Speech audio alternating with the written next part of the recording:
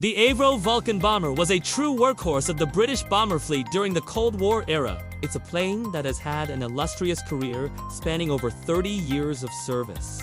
Today, we take a look at this mighty plane and how it was produced in large numbers for the Royal Air Force.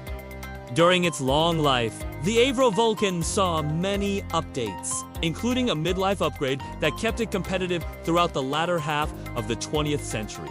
However, there were only two main variants that were produced in any numbers. The original B2 variant and the later B4 variant. And today, we're going to take a closer look at each of these variants and see what made them so special. The first prototype of the Vulcan took flight in August 1947 and looked very different from the production models with its straight leading-edge wings and tail surfaces, which were copied from the earlier Manchester. The Vulcan was originally designed as a jet-powered version of the famous Avro Lincoln bomber.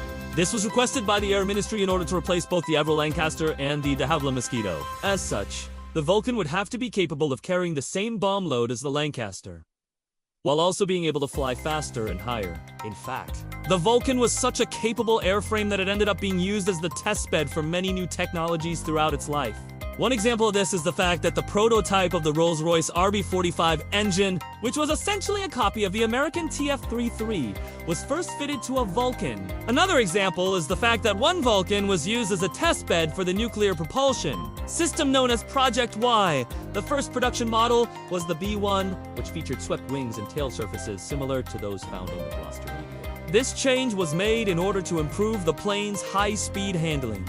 The original armament of the B1 variant consisted of 4 600-pound bombs, or 2 600-pound bombs, and 4 250-pound bombs. But this could be swapped out for 8 1,000-pound bombs if needed. Additionally, the plane could carry a single 20mm cannon in the rear gun position. Although this was typically removed when the Vulcan was used as a nuclear strike aircraft, with the B1 out of the way.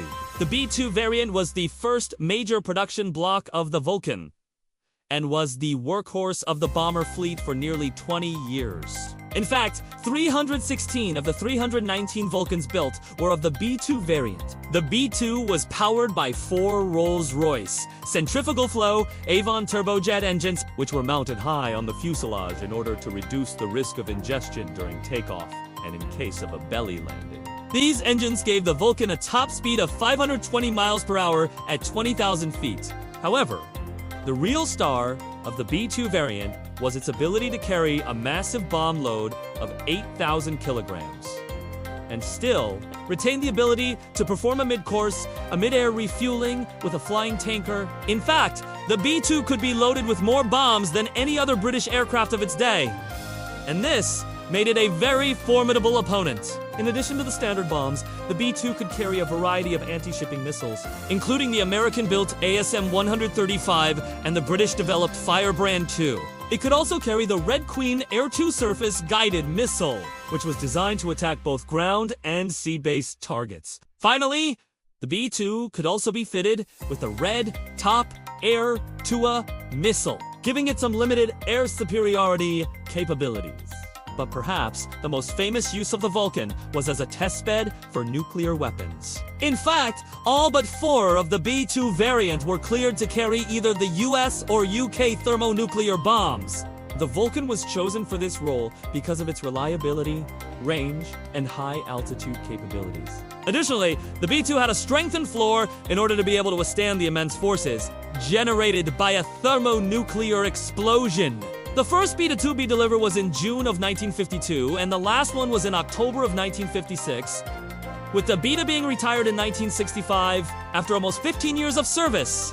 During its time in service, the Beta saw action in several conflicts, including the Malayan Emergency and the Aden Emergency. In these conflicts, the Vulcan proved itself to be a capable bomber, but it was also involved in a number of accidents. In fact, 26 B2S were lost during the entire service life of the Vulcan, with 11 of those being lost during the B2 variant. Following the retirement of the B-2, the B-4 was introduced. This variant was an updated version of the B-2 that featured improved engines, avionics, and weapons systems. The B-4 was powered by 4 Rolls-Royce turbojet engines, which were mounted low on the fuselage in order to reduce the plane's overall height. These engines gave the B-4 a top speed of 550 miles per hour at 20,000 feet. In addition to the new engines, the B-4 also featured a new radar system, an inertial navigation system, as well as improved bomb sights and indicators. The B-4 could carry the same bomb load as the B-2. But it could also carry a new type of bomb called the Yellow Jacket, which was a high-explosive device that was designed to penetrate hardened shelters. One of the most notable features of the B-4 variant was the installation of air brakes on the rear fuselage. These air brakes were designed to help the plane slow down during the approach to its landing, and they were also used to assist with the rollout following a belly landing. In fact, the B-4 was the only variant of the Vulcan to feature air brakes. The B-4 also featured a number of minor changes, such as the replacement of the original 4-bladed propellers with 6-bladed propellers. These changes were made in order to reduce the plane's noise signature and also to improve its performance. Interestingly, one B-4 was used as a test bed for the Avro, which was an unmanned aerial vehicle that was designed to be launched from the B-4 and then returned to it after completing its mission. However, this project was eventually canceled, and the B-4 went on to be used as a conventional bomber. The first B-4 entered service in November of 1960, and the last one was in March of 1965. The B-4 remained in service until May of 1984, making it the longest-serving version of the Vulcan. During its time in service, the B-4 saw action in the Dardanelles conflict in 1973, where it carried out strikes against Egyptian airfields and naval bases. Vulcans were also used in the Falklands War in 1982, where they carried out strikes against Argentine airfields and naval bases. However, they were not directly involved in the fighting on the ground. In fact, the Vulcan played a key role in winning the Battle of the Atlantic. The Vulcan, along with the Nimrod maritime reconnaissance aircraft, patrolled the South Atlantic looking for Argentinian warships and submarines that might be heading towards the Falkland Islands. When they found the Argentinian warships, the Vulcans immediately took action, sinking the cruiser General Belgrano and damaging several other ships. This allowed the British task force to operate without fear of attack from the Argentinian Navy. In total, 29 B-4 South were built, and all of them were converted to the B-4 standard eventually. All told, the Avro Vulcan is a remarkable aircraft that played a vital role in the defense of the United Kingdom during the Cold War. With its impressive range and bomb load, it was a formidable opponent, and its reliability made it a favorite of the RAF pilots. Although it is no longer in service, the Vulcan will always be remembered as one of Britain's greatest bombers. Now, check out another video on our channel about the Vulcan, or click this other link for more interesting videos.